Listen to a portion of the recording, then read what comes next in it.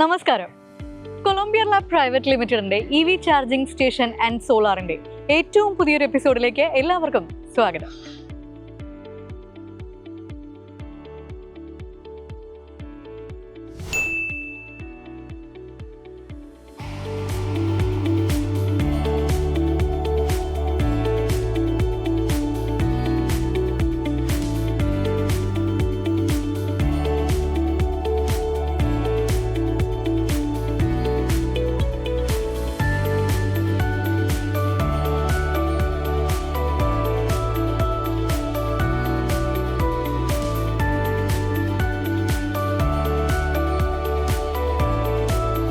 വാഹന വിപണിയിൽ electric വെഹിക്കിൾസിന്റെ demand ഓരോ ദിവസം കഴിയുന്തോറും കൂടിക്കൂടി വരികയാണ്.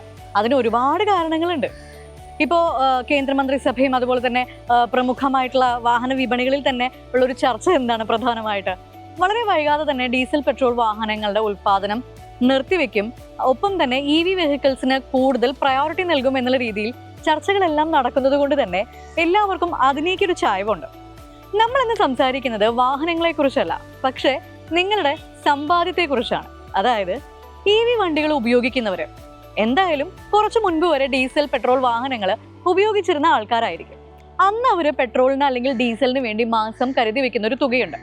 ആ തുകയിൽ നിന്ന് എത്രത്തോളം നിങ്ങൾക്ക് ഇപ്പോൾ EV വണ്ടികൾ ഉപയോഗിക്കുമ്പോൾ നിങ്ങൾക്ക് സേവ് ചെയ്യാൻ പറ്റുന്നുണ്ട്, അതായത് നിങ്ങൾക്ക് എത്രത്തോളം നീക്കിയിരിപ്പുണ്ട് എന്നുള്ളതിൻ്റെ കുറച്ച് കാര്യങ്ങളാണ് നമ്മളിന്ന് നിങ്ങളുമായിട്ട് ഡിസ്കസ് ചെയ്യാൻ പോകുന്നത്. ഇതിൽ നമ്മളല്ല നിങ്ങൾക്ക് ഇൻഫർമേഷൻസ് അല്ലെങ്കിൽ ഡീറ്റെയിൽസ് തരുന്നത്. EV ഉപയോഗിച്ച് പരിചയമുള്ളവർ, മുൻപ് പെട്രോൾ ഡീസൽ ഉപയോഗിച്ചിട്ട് ഇപ്പോൾ EV വണ്ടികൾ ഉപയോഗിക്കുന്നവർക്ക് കുറച്ച് കാര്യങ്ങൾ പറയാനുണ്ടാവും. അത് നമുക്ക് കേട്ടിട്ട് തിരിച്ചു വരാം.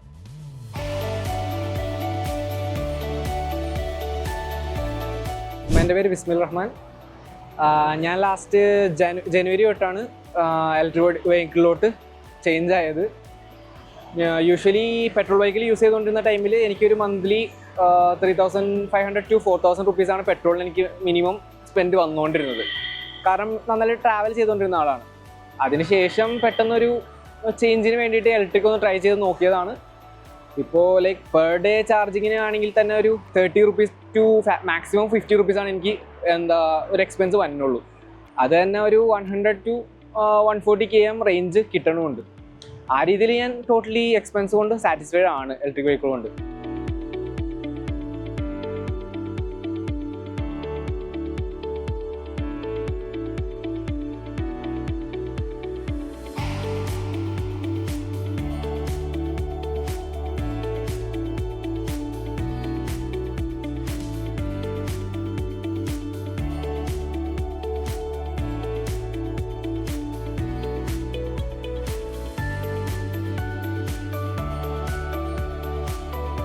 ഹായ്, എൻ്റെ പേര് സമാൻ. ഞാൻ എൻ്റെ സ്വദേശം കോഴിക്കോട് എയർപോർട്ടിനടുത്താണ്. ഇവിടെ കൊച്ചിയിൽ സെറ്റിൽഡാണ്. ഇപ്പം ഞാൻ ഏകദേശം EV ഉപയോഗിക്കാൻ തുടങ്ങിയിട്ട് ഒരു 5 months ഓൾമോസ്റ്റ് ആയി. ഞാൻ എൻ്റെ ഒരു സുഹൃത്തിൻ്റെ ഒരു EV ഇതിനു മുമ്പ് ഉപയോഗിച്ചിട്ടുണ്ടായിരുന്നു. ഏകദേശം എങ്ങനെയാണ് EVയുടെ കാര്യങ്ങളെല്ലാം എങ്ങനെയാണെന്ന് അറിയാൻ വേണ്ടിയിട്ട്. സോ ഞാൻ മുമ്പ് ഉപയോഗിച്ചൊരു പെട്രോൾ വെഹിക്കിളായിരുന്നു. ഓൾമോസ്റ്റ് എനിക്കൊരു മന്ത്ലി ഒരു 3000 കിലോമീറ്റർ ഞാൻ റൺ ചെയ്യുന്നതാണ്. ഓൾ കേരള, അതുപോലെ ബാംഗ്ലൂർ, തമിഴ്നാട് സ്റ്റേറ്റുകളിലെല്ലാം. അപ്പോൾ എനിക്ക് ഏകദേശം ഒരു 3000 കിലോമീറ്റർ ഓടാൻ മുമ്പ് ഒരു 25 ലിറ്റർ ഒരു 250 ലിറ്റേഴ്സ് പെട്രോൾ വേണ്ടിയ സമയത്ത് ഓൾമോസ്റ്റ് 25,000 അടുത്ത് ഞാൻ പെട്രോൾ എക്സ്പെൻസാണ് എനിക്ക് വേണ്ടി വരുന്നത്. പക്ഷേ എനിക്കിപ്പോൾ EV ഉപയോഗിക്കുമ്പോൾ അതൊരു 5,000 മാക്സിമം ഒരു 6,000 ഉള്ളിലായിട്ട് മാത്രമേ എനിക്ക് ഫ്യൂവലിന് ചാർജ് വരുന്നുള്ളൂ. So EV is better than petrol.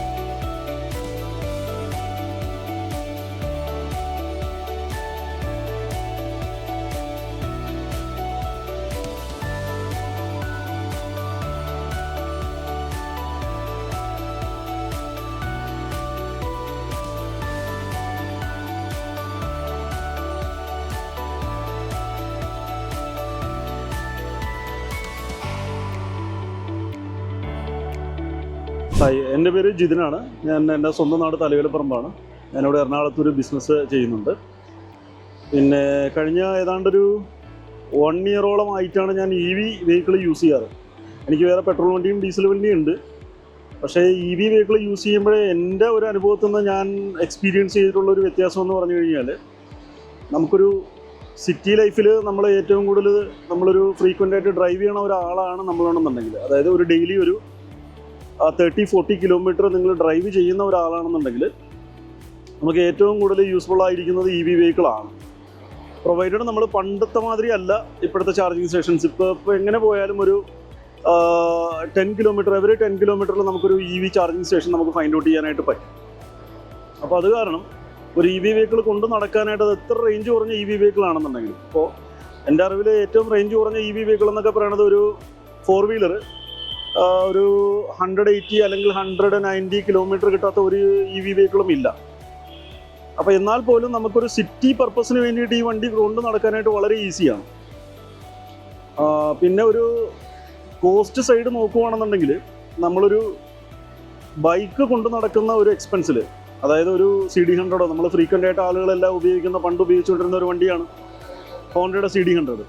അപ്പോൾ ആ വണ്ടി ഉപയോഗിക്കുന്ന അതേ ഒരു എക്സ്പെൻസിൽ, അതായത് കിലോമീറ്ററിന് 1 രൂപയിലും താഴെ നമ്മുടെ വീട്ടിൽ നിന്ന് AC ചാർജ് ചെയ്യുവാണെന്നുണ്ടെങ്കിൽ കിലോമീറ്ററിന് 1 രൂപയിലും താഴെ നമുക്ക് ഈ വണ്ടി കൊണ്ടു നടക്കാനായിട്ട് പറ്റും.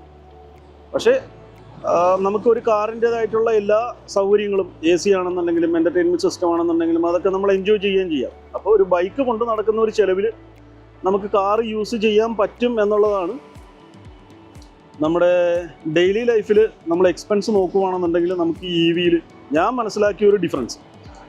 പിന്നെ കമ്പാരിറ്റീവ്ലി നമ്മൾ EV വെഹിക്കിൾ കമ്പയർ ചെയ്യുകയാണെന്നുണ്ടെങ്കിൽ ആ പർട്ടിക്കുലർ മോഡലിൻ്റെ പെട്രോൾ മോഡലുമായിട്ടോ ഡീസൽ മോഡലുമായിട്ടോ റേറ്റ് വൈസ് EV കൂടുതലായിരിക്കും.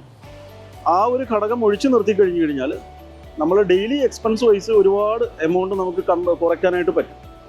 ഇപ്പോൾ ഞാൻ നേരത്തെ ഡീസൽ വണ്ടി ഉപയോഗിച്ചുകൊണ്ടിരുന്നപ്പോൾ എനിക്ക് ആവറേജ് ഒരു മന്ത്ലി വരുമായിരുന്നത് 25,000 രൂപ മുതൽ 30,000 രൂപയാണ് എൻ്റെ ഫ്യൂൽ എക്സ്പെൻസ് വന്നുകൊണ്ടിരുന്നത്. പക്ഷേ അതിപ്പോൾ ഏതാണ്ട് അതിൻ്റെ ഒരു പാതിക്ക് താഴെയായിട്ട് കുറഞ്ഞിട്ടുണ്ട്. അപ്പോൾ ആ ഒരു ഡിഫറൻസ് എന്ന് പറയുന്നത് നമുക്ക് ഒരു സാധാരണക്കാരൻ്റെ ജീവിതത്തെ സംബന്ധിച്ചിടത്തോളം വലിയൊരു ഡിഫറൻസാണ്. നമ്മളെ സംബന്ധിച്ചിടത്തോളം അതൊരു വലിയൊരു സേവിങ്സുമാണ്.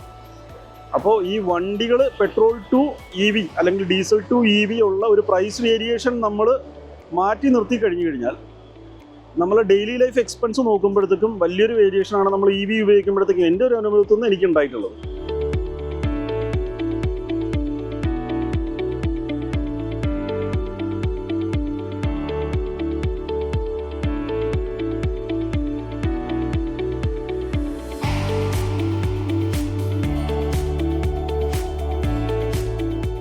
പരമ്പരാഗതമായിട്ടുള്ള വാഹന നിർമ്മാതാക്കളും അതുപോലെ തന്നെ പുതിയ ആൾക്കാരും എല്ലാം EVകളെ ഇത്ര പ്രൊമോട്ട് ചെയ്യുന്നത് എന്തുകൊണ്ടാണെന്ന് നമുക്ക് കുറച്ചൊക്കെ അറിയാവുന്ന കാര്യമാണ്. അത്രയ്ക്ക് അധികമുണ്ട് ഡിഫറൻസ് എന്ന് പറയുന്നത്.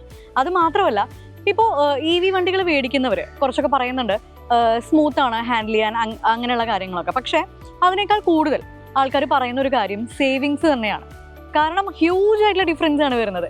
ഇത്ര രൂപ നമുക്ക് കയ്യിലുണ്ടെങ്കിൽ നമുക്ക് വേറെ എന്തൊക്കെ കാര്യം ചെയ്യാം എന്നുള്ളൊരു ബോധം കൂടി തീർച്ചയായിട്ടും ഇതിലേക്ക് മാറുന്നതിന് ആൾക്കാർക്കുണ്ട്. പക്ഷേ നമ്മളിപ്പോൾ ഇതിൻ്റെ ഷൂട്ടിന് പോയ സമയത്ത്, ആൾക്കാരുടെ ഫീഡ്ബാക്കിന് വേണ്ടി ഷൂട്ടിന് പോയ സമയത്ത് അവർ പറയുന്ന ചില ആൾക്കാരെങ്കിലും പറഞ്ഞൊരു പ്രധാനപ്പെട്ട കാര്യമുണ്ട്.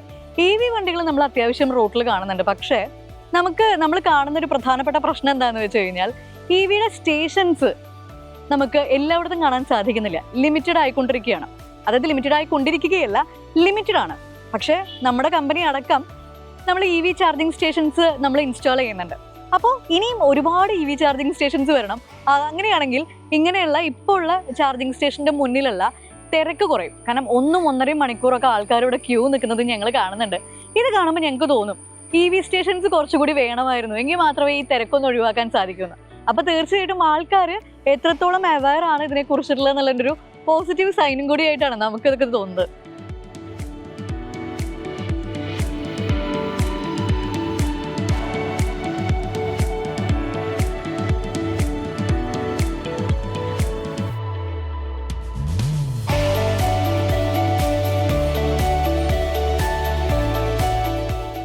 എൻ്റെ പേര് സുരേഷ് ആണ്.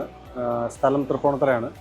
ഞാനിപ്പോൾ പെട്രോൾ വണ്ടികളാണ്, ഡീസൽ വണ്ടികളാണ് കൂടുതൽ ഉപയോഗിച്ചുകൊണ്ടിരുന്നത്. ഇപ്പോൾ 1 വർഷമായിട്ട് EV ഉപയോഗിക്കുന്നുണ്ട്. പക്ഷേ ലോങ് ഡ്രൈവിന് വണ്ടിയുടെ ഇത് വെച്ചിട്ട് കപ്പാസിറ്റി വെച്ചുകൊണ്ട് പെട്രോൾ വണ്ടിയാണ് ഉപയോഗിക്കാറ്. പക്ഷെ അല്ലാത്ത സമയത്ത് കൂടുതലും EV തന്നെയാണ് ഉപയോഗിക്കാറുള്ളത്. മെയിൻ റീസൺ എന്ന് പറഞ്ഞാൽ പൈസയുടെ സേവിങ് തന്നെയാണ്. ഞാൻ മാസം ഒരു 15,000 പെട്രോളിൻ്റെ മാസം അടിക്കാറുണ്ട്. അപ്പോൾ എനിക്ക് അറൗണ്ട് ഒരു മാസത്തേക്ക് ഒരു 2,000-3,000 റുപ്പീസിൻ്റെ ചാർജിങ് ചെയ്ത് കഴിഞ്ഞാൽ ഞാൻ കൺവീനിയൻ്റ് ആണ്. ഡ്രൈവിംഗ് കംഫർട്ടബിൾ ആണ്. മറ്റൊന്നും അത്ര ഹെവി നമുക്ക് ഫീൽ ചെയ്യണില്ല. EV കംഫർട്ടബിൾ ആണ്.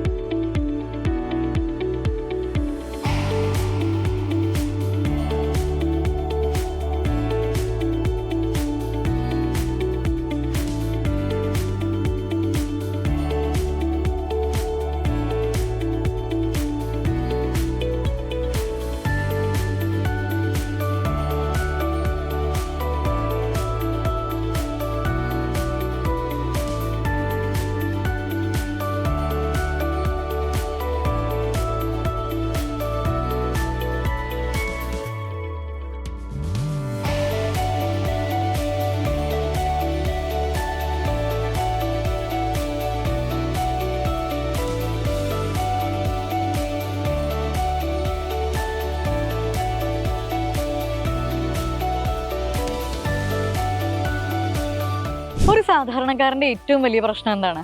മാസം അവസാനം എത്തുമ്പോഴുള്ള ബഡ്ജറ്റ് തന്നെയാണ്. അപ്പോൾ ബഡ്ജറ്റിൽ നമുക്ക് ഇത്രയധികം സേവ് ചെയ്യാൻ നമുക്ക് കഴിയുന്നുണ്ടെങ്കിൽ മറ്റെന്തിനേക്കാളും ഇത് വലിയൊരു കാര്യമാണല്ലേ. അത്രയ്ക്കധികം ഹ്യൂജ് ഡിഫറൻസ് വരുന്നുണ്ട്. മുൻപ് നമ്മൾ ഉപയോഗിച്ചിരുന്ന അല്ലെങ്കിൽ നമ്മുടെ നിന്ന് ചിലവായ തുകയും ഇപ്പം നമ്മൾ സേവ് ചെയ്യുന്ന തുകയും തമ്മിൽ അത്രയ്ക്കധികം ഡിഫറൻസ് വരുന്നുണ്ട്. അതുകൊണ്ട് തന്നെയാണ് പറയുന്നത്, നിങ്ങൾക്ക് ഏറ്റവും ഇഷ്ടപ്പെട്ട വാഹനങ്ങൾ തന്നെയാണ് തിരഞ്ഞെടുക്കേണ്ടത്. നമ്മൾ ആ വാഹനം വാങ്ങിക്കൂ, ഈ വാഹനം വാങ്ങിക്കൂ എന്നല്ല പറയുന്നത്.